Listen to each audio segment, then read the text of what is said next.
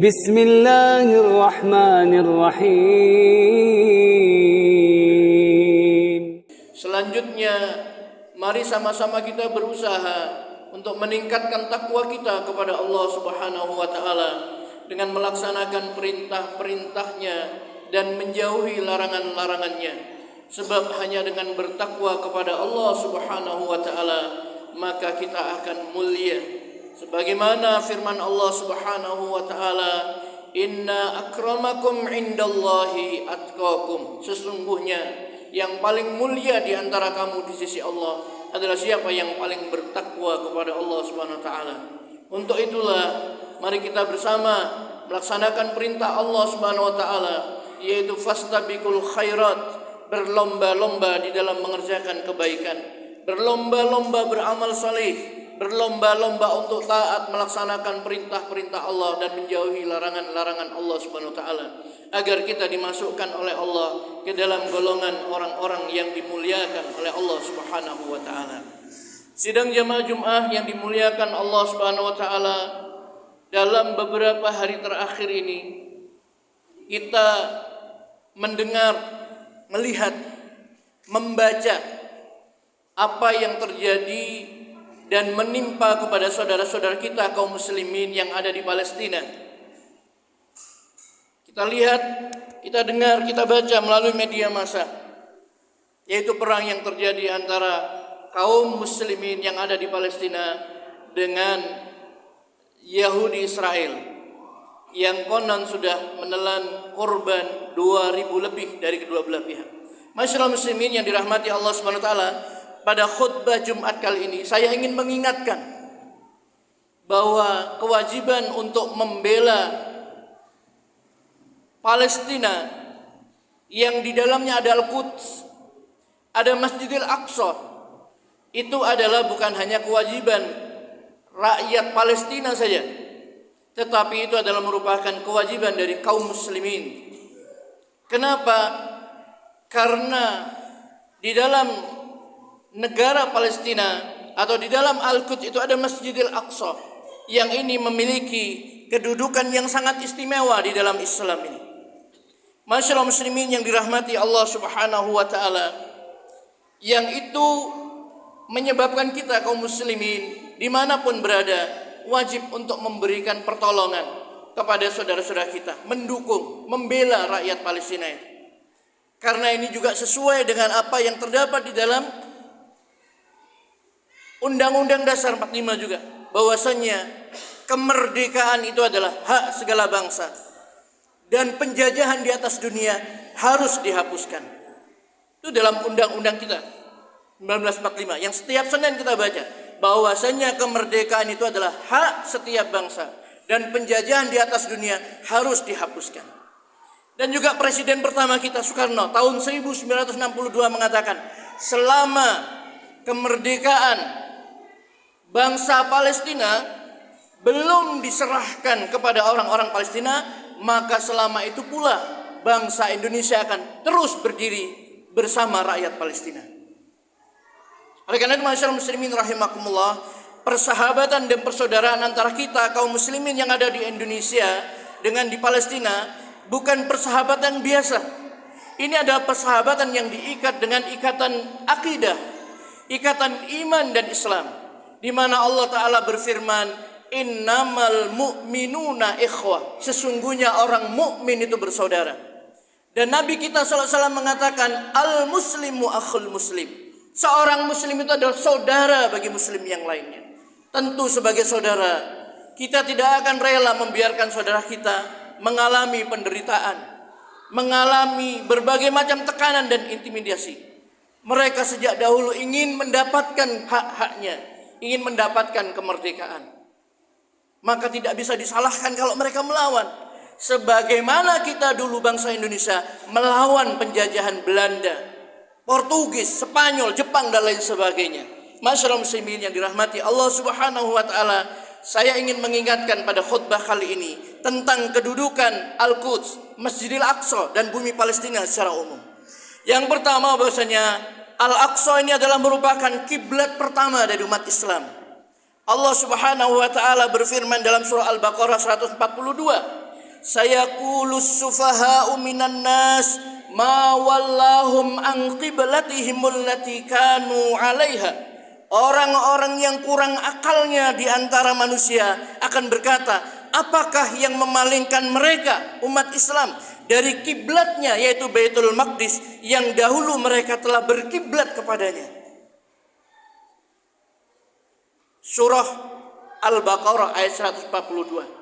Jadi Baitul Maqdis yang ada di Palestina itu adalah kiblat pertamanya umat Islam, di mana Rasulullah SAW sholat menghadap ke Masjidil Aqsa itu. Di dalam hadis yang diriwayatkan oleh Imam Bukhari dan Muslim disebutkan anil Bara anna Nabiy sallallahu alaihi wasallam kana awwala ma qadimal Madinah nazala ala ajdadih aw qala akhwalih minal ansar wa annahu shalla qibala Baitul Maqdis 16 syahran aw 17 syahran. Dari Bara bin Azib radhiyallahu an, sesungguhnya Nabi sallallahu alaihi wasallam pertama kali datang ke Madinah singgah ke kakek-kakeknya atau mengatakan ke paman-pamannya dari kelompok Ansor, dan beliau sholat menghadap ke Baitul Maqdis selama 16 bulan atau 17 bulan. Hadis riwayat Bukhari. Yang pertama, itu yang membuat kita sangat cinta dengan Al-Aqsa, dengan Masjidil Aqsa. Dan itu telah diwakafkan untuk kaum muslimin, dibebaskan oleh Umar bin Khattab, oleh Salahuddin Al-Ayyubi. Ya, masyaallah muslimin yang dirahmati Allah Subhanahu wa taala. Kemudian yang kedua, Al-Quds atau Al-Aqsa ini adalah bumi Isra dan Mi'raj. Allah berfirman, Subhanalladzi asra bi 'abdihi lailan minal masjidil aqsa minal masjidil haram ilal masjidil aqsa alladzi barakna haulahu linuriyahu min ayatina innahu huwas samiul basir.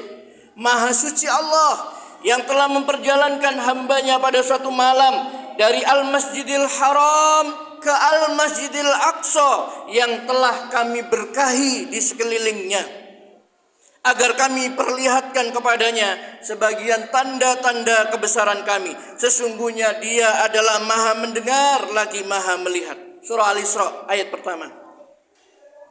Kemudian yang ketiga, masyaallah muslimin yang dirahmati Allah Subhanahu wa taala, Al-Aqsa ini adalah masjid yang dimuliakan oleh Allah Subhanahu wa taala.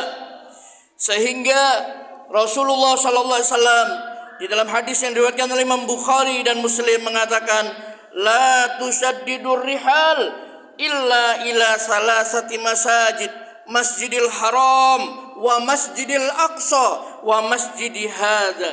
Bepergian itu tidak ditekankan melainkan hanya ketiga masjid, yaitu Masjidil Haram, Masjidil Aqsa, dan masjidku ini, yaitu Masjid Nabawi. Hadis riwayat Bukhari dan Muslim. Masyaallah muslimin yang dirahmati Allah Subhanahu wa taala. Bahkan Nabi SAW mengatakan, salat di Masjidil Haram sama dengan 100.000 salat di masjid yang lain. Salat di masjidku ini, Masjid Nabawi, sama dengan 1.000 salat di tempat yang lain. Dan salat di Baitul Maqdis sama dengan 500 salat di tempat yang lain. Hadis riwayat Tabrani dan Abu Darda. Jadi memiliki ikatan yang sangat kuat dengan kaum muslimin. Dimuliakan oleh Rasulullah sallallahu alaihi wasallam dan juga para sahabat dan juga umat Islam. Maka kita tidak boleh berpangku tangan, diam, itu urusan Palestina, bukan urusan kita kaum muslimin. Mereka saudara-saudara kita. Ada ikatan Islam, ada ikatan iman. Di situ ada Masjidil Aqsa, bumi para nabi di situ, ya. Bumi para nabi, ya. Allah katakan, Maha suci Allah yang telah memperjalankan hambanya pada suatu malam dari Masjidil Haram ke Masjidil Aqsa yang telah kami berkahi di sekelilingnya. Nabi Muhammad SAW mi'raj dari situ. Kemudian Allah katakan di dalam surah Al-Anbiya ayat 71, wa najjaynahu wa lutan ilal ardil lati barakna fiha lil alamin, dan kami selamatkan Ibrahim dan Lut ke sebuah negeri yang kami telah memberkahinya untuk sekalian manusia. di Baitul Maqdis. Masyaallah muslimin yang dirahmati Allah Subhanahu wa taala. Jadi bumi Palestina adalah bumi para nabi. Allah juga berfirman, "Wali Sulaiman ar-riha asifah tajri bi amrihi ilal ardil lati barakna fiha wa kunna bi kulli syai'in alimin." Dan telah kami tundukkan untuk Sulaiman angin yang sangat kencang tiupannya, yang berhembus dengan perintahnya ke negeri yang telah kami memberkatinya. Itu Baitul Maqdis, Palestina. Dan adalah kami maha mengetahui segala sesuatu. Masyaallah muslimin yang dirahmati Allah Subhanahu wa taala, masjid yang mulia, kota yang diberkati oleh Allah Subhanahu wa taala, memiliki hati di dalam jiwa dan hati kaum muslim sejak zaman dahulu sampai sekarang. Sekarang sedang dihinakan oleh orang-orang Israel, oleh orang-orang Zionis Israel. Dan mereka berkali-kali untuk mencaplok wilayah Palestina itu. Sudah ribuan, mungkin puluhan ribu yang sudah meninggal sejak zaman dahulu. Saudara-saudara di Palestina itu. Dan Palestina itu hanya tinggal beberapa persen saja. Tinggal di tepi barat Sungai Jordan dan di jalur Gaza yang sekarang sedang ramai itu. Masyaallah muslimin yang dirahmati Allah Subhanahu wa taala, apa yang harus kita lakukan? Apa yang bisa kita lakukan untuk bisa membantu saudara-saudara kita supaya nanti di akhirat kita ringan hisapnya. Kita mendengar, kita melihat, kita membaca saudara-saudara kita dibombardir sedemikian rupa, tetapi hati kita tidak tergerak sama sekali untuk menolong saudara-saudara kita. Apa yang harus kita lakukan? Apa yang kita bisa perbuat untuk mereka? Yang pertama, menghimbau, mendesak pemerintah Indonesia ini agar lebih lantang lagi menyerukan pembelaan kepada bangsa Palestina di forum-forum internasional, terutama yaitu pada organisasi kerjasama Islam OKI, karena Indonesia ini adalah memiliki kedudukan yang sangat penting sebagai negeri muslim terbesar di seluruh dunia. Mudah-mudahan pemerintah kita segera memberikan kebijakan untuk membela saudara-saudara kita yang ada di Palestina. Kemudian yang kedua, lembaga-lembaga swadaya masyarakat yang ada di Indonesia yang peduli dengan persoalan Palestina bisa lebih peka lagi, dan apabila perlu memberikan akses kemudahan saat lembaga tersebut langsung memberikan bantuan kepada Palestina.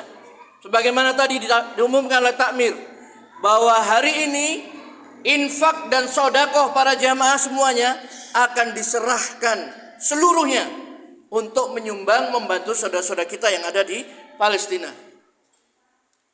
Jangan sampai kita tidak ambil bagian. Berapa yang bisa kita berikan? 10.000, 20.000 untuk saudara-saudara kita di sana. Biar nanti kita ringan di hadapan Allah Subhanahu wa taala. Kita tidak tinggal diam, kita membantu, kita mendoakan dan sebagainya. Yang ketiga, masyaallah muslimin yang dirahmati Allah Subhanahu wa taala, bila perlu umat Islam perlu juga memboikot produk-produk Israel atau yang menyumbang Israel dengan jumlah umat Islam yang sangat besar, ya. Langkah ini akan bisa mampu menimbulkan kegoncangan ekonomi bagi Israel sehingga tidak banyak lagi, ya, suplai kepada mereka. Keuntungan yang mereka raih adalah untuk memberi mesin-mesin perang, memberi peluru dan lain sebagainya untuk menghancurkan saudara kita yang ada di Palestina, di Gaza dan lain sebagainya. Dan yang keempat adalah masyaallah muslimin yang dirahmati Allah Subhanahu wa taala, menginfakkan sebagian dari rizki yang Allah berikan kepada kita untuk disumbangkan kepada mereka. Mereka ini sudah diblokade sejak tahun 2007, mulai dari krisis makanan, krisis listrik, krisis obat-obatan dan lain sebagainya. Seperti penjara besar. Mau lari ke sana tidak boleh, mau lari ke sini tidak boleh, mau dihancurkan di situ. Bayangkan kalau kita dan keluarga kita, anak dan istri kita di situ. Apakah kita akan tinggal diam? Apakah kita akan menyalahkan seandainya ada sekelompok dari kaum muslimin melawan mereka? Sementara, ya, ada orang-orang yang gara-gara perlawanan ini akhirnya dibombardir dan sebagainya. Sama Indonesia dulu juga pada tahun 1949, ya, juga menyerang agresi militer semuanya itu. Dan itu menyebabkan hancurnya negara ini. dibombardir, dibunuh dan lain sebagainya. Tapi itu konsekuensi. Kalau kita ingin merdeka, ya, tentu jalur diplomasi juga ditempuh. Tetapi semuanya sudah mentok, ya. Mumpung masih ada kekuatan, masih ada kesempatan, mereka ingin memperjuangkan kemerdekaan. Dan yang terakhir, masyarakat muslimin yang dirahmati Allah Subhanahu wa taala, ini satu-satunya kalau yang lain sudah tidak bisa. Tenaga tidak bisa, harta juga tidak bisa. Apapun tidak bisa. Doa. Hendaklah kita selalu mendoakan saudara-saudara kita yang ada di Palestina. Karena doa ini adalah merupakan senjata kita. Jangan meremehkan doa. Mungkin dari mulut-mulut para jamaah sekalian ini ada yang dikabulkan oleh Allah Subhanahu wa taala doanya. Yang mana dengan doa itu Allah Subhanahu wa taala akan memberikan kehancuran kepada orang-orang Yahudi yang ada di Israel sana itu. Oleh karena itu masyaallah muslimin rahimakumullah, segala daya dan upaya harus kita lakukan. Minimal kita berdoa kepada Allah agar mereka ditolong oleh Allah Subhanahu wa taala. Aqulu qouli hadza wa astaghfirullah li wa lakum innahu huwal ghafurur rahim.